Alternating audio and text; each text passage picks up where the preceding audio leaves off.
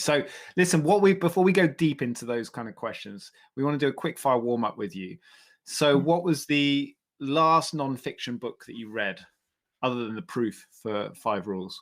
Oh, goodness me. I'm hopeless at remembering books. The last non-fiction book that I read was probably Helen Lewis's Difficult Women. Ah, Because Helen and I, our books came out around about the same time, just before the pandemic hit. And I had a one, we had a, I was lucky enough to be invited to an event with her at the start of what was supposed to be a 26 stop book tour, and turned out to be a 2-stop book tour before everything stopped. And I took Helen's book away with me to read in detail, after that event, and then the pandemic hit and everything. There was so many other things that have happened in the last year, and I only recently returned to really properly finish it. So I was smiling when you said at the start of your introduction about encouraging people to finish non-fiction books, because that one has taken me a while, I confess. Sorry, Helen, but it was totally worth it, and I recommend it thoroughly. well, we all need some accountability, right, with our reading, and it's funny when we do these in-person meetups. You often go to within the sort of half mile of wherever the event is, and you go to the cafes and the park benches, and you'll see the same book being read all over the place. So it does a little bit of accountability works. And what about a non-fiction book that's had a big impact on you?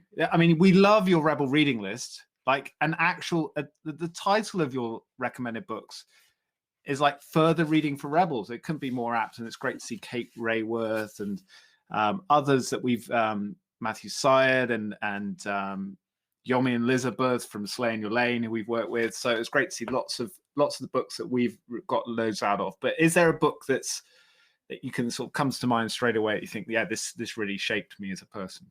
Oh, the one I come back to again and again is Hope in the Dark by Rebecca Solnit. That book has just picked me up and put me on my feet again. I don't know how many times. It's just wonderful. And is that because of her skill with language, because she's a remarkable writer, or is it her personal storytelling? What is it about Solnit? She is a remarkable writer. I think there's 2 things that struck me about that book. The first is how always relevant it is. When you read it, you see that it was set.